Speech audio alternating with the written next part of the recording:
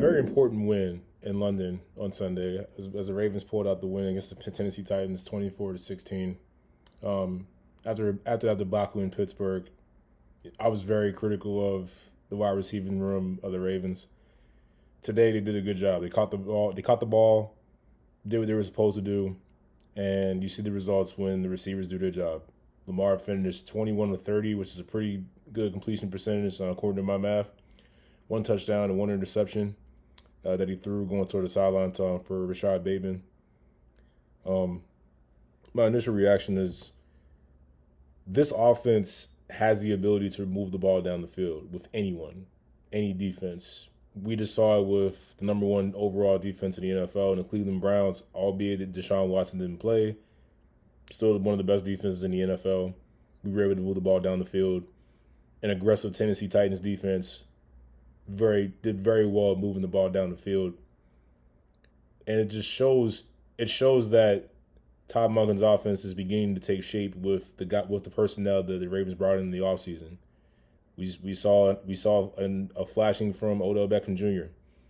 We saw Bateman out there. We saw Duvernay with a nice punt return for 70 yards, giving the Ravens good field position. We saw Zay Flowers once again light it up, doing different things with the ball. And we saw Lamar doing Lamar things. It raises, obviously, the elephant in the room is the red zone. For whatever reason, the Ravens have not been able to just capitalize when they get the ball in the red zone very much. Zay Flowers finally got his first touchdown, which is great, but this is another game where we as Ravens fans, and including myself for sure, did not think this game should have been close. The only difference was this time receivers caught football on Sunday, as opposed to the previous one when they didn't.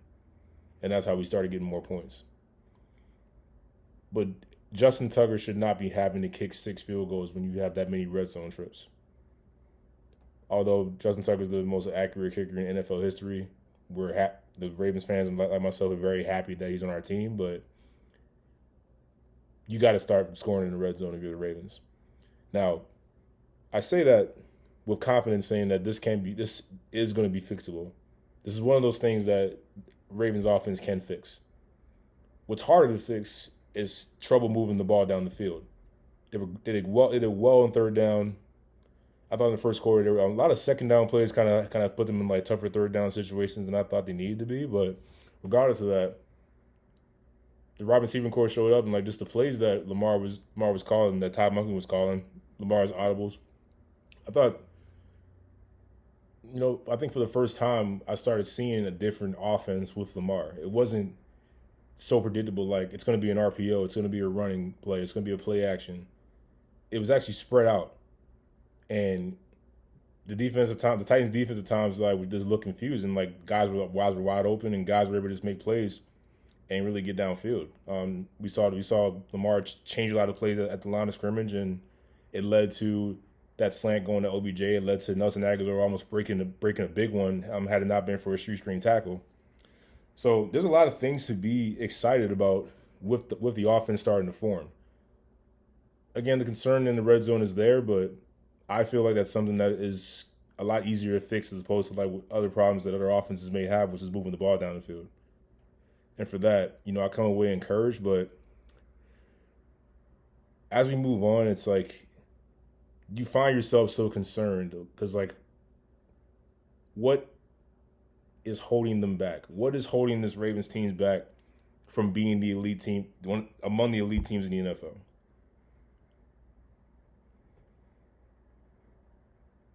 I find myself, wondering that same question myself. I mean, as I said before, it seems like whenever the Ravens win a game, they don't get talked about very much in the media. It's always about, other teams, win or lose. But when the Ravens lose, they're a huge topic of discussion. Like we saw the other day on First Take, my favorite show. Is Lamar Jackson worth the money? Are the Ravens getting their money's worth from Lamar after they lost that game to Pittsburgh? And I was just like, you got to be kidding me. Like, do you want the guy to pass and catch at the same time? Do you want the guy to literally do, once again, everything? you want him to play receiver and quarterback at the same time. Like, it's physically impossible to do the things that I'm saying, because everyone saw that game where they were dropping all those passes, and everyone saw how Lamar's completion percentage looked, but they point to the turnovers. Now, I get it. Turnovers kill games. You lose games because of turnovers. I get that. But why does the media continue to just point to all the bad things that Lamar does whenever he loses, or still point out turnovers when he wins? When Josh Allen is throwing interceptions, Burrow's throwing interceptions, Patrick Mahomes is throwing interceptions.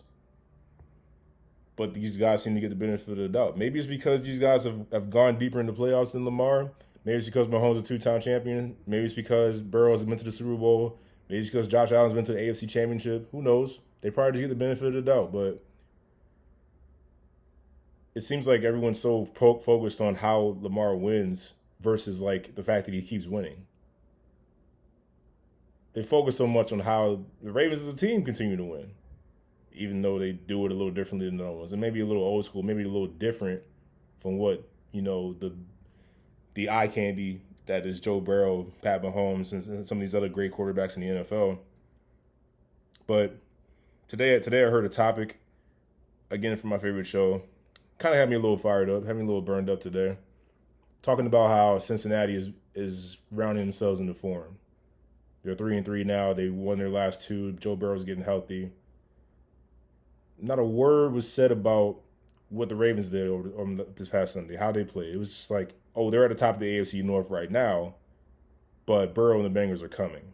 Basically, they're saying that Baltimore is going to cave and that the AFC North really belongs to Cincy. It always did, and it probably will moving forward as long as Joe Burrow's under center. As a fan, that kind of lit me up a little bit, saying that. So even though the Ravens beat them in their stadium, everyone's there, everyone's playing, it's Joe Burrow is going to take over the AFC North, even after Lamar beat him again.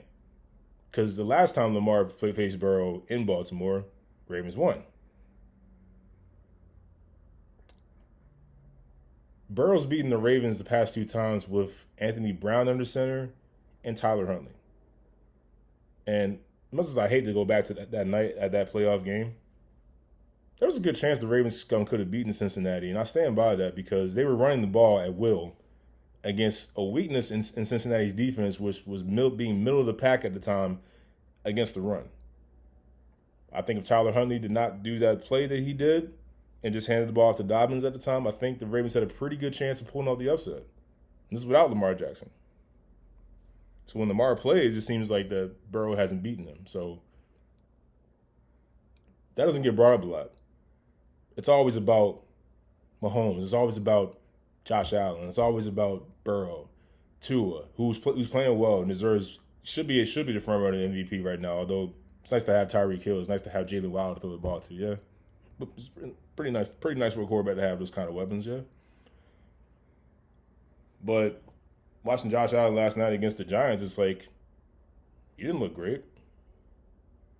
I have no idea who in the AFC is going to represent the Super Bowl.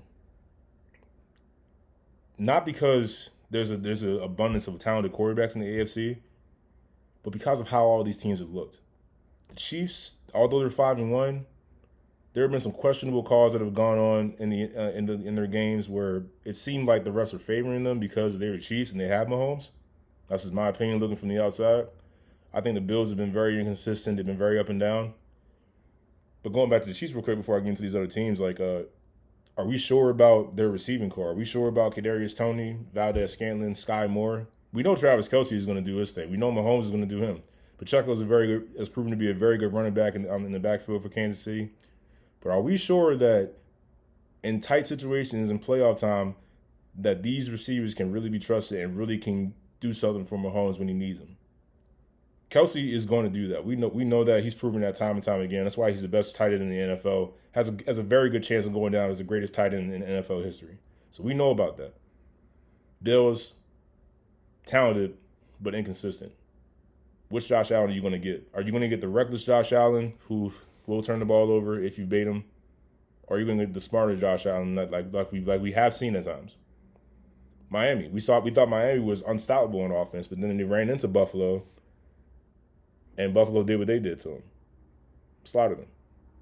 Are we sure that Miami is really who we think they are? And then the Ravens, they essentially should be 6-0. They've just won. It's funny because Mike Green made this comment that the Ravens should be 6-0. They just won 2 games for the other team, which is essentially what they did. When you look at how the game went and the things that transpired, there's no way you can tell me that the Ravens could easily be 6-0. They just gave away 2 games to 2 subpar teams. So I say all that to just say, like, my takeaway from this game is that you see it. Like, you see the Ravens making these strides on offense. You see them having the ability to really pull away from teams and win big. But until they get out of their own way and score touchdowns and start blowing out teams and start demanding the respect that I think they deserve, they're always going to be this mid-tier, respectable playoff caliber team, but they'll never be mentioned among the actual contenders to get to the Super Bowl in the eyes of the media. If the Ravens want to start changing that narrative right now, because they have the narrative right now where they offense can't really be trusted. We're not sure if Lamar can do it. We're not sure if this offense is what we thought it would be. All these question marks, and everyone talking about Cincinnati, and everyone else but the Ravens. If they want to start making a statement now, it starts this Sunday against the Detroit Lions, who are 5-1 and are legit. I would say can make an argument for the second best team in the NFC right now, the way that they've been playing. Jared Goff has been playing great. They've got weapons. Jamison Williams, Amon-Ra St. Brown. David Montgomery, I know he's injured. Jahmyr Gibbs, same thing. This kid, Sam Laporta at tight end, has proven to be an absolute monster at the tight end position. And their defense, led by Aiden Hutchinson, is also legit. This is a very good team. This is not the Detroit Lions that we used to get up on Thanksgiving morning waiting for football and being like, oh, here we go to Detroit Lions again. They on TV every single year. It's not the same Detroit Lions team. The Ravens have a chance to make a bold statement at home against a very good team in the NFL, saying that we belong in the same breath as the best teams in the NFL. So this Sunday for me is an indicator of how we should look at the Ravens for the rest of the year. For me, it's a very early indicator for me. Is this a different Ravens team? Is it finally the time that they get out of their own way? Or is it going to be same old Ravens? Good team, playoff caliber, respectable, not a championship contender. I think we're going to find out a lot about this team and what they really can be on Sunday. Because the way that they've played against Tennessee, the way that they played against Pittsburgh, the way that they played against the Colts, it's not going to get it done against Detroit. They will beat the brakes off of them if they come out and play the way that they have been. They got to put together scoring drives with touchdowns, and they have to continue to. They got to be more explosive.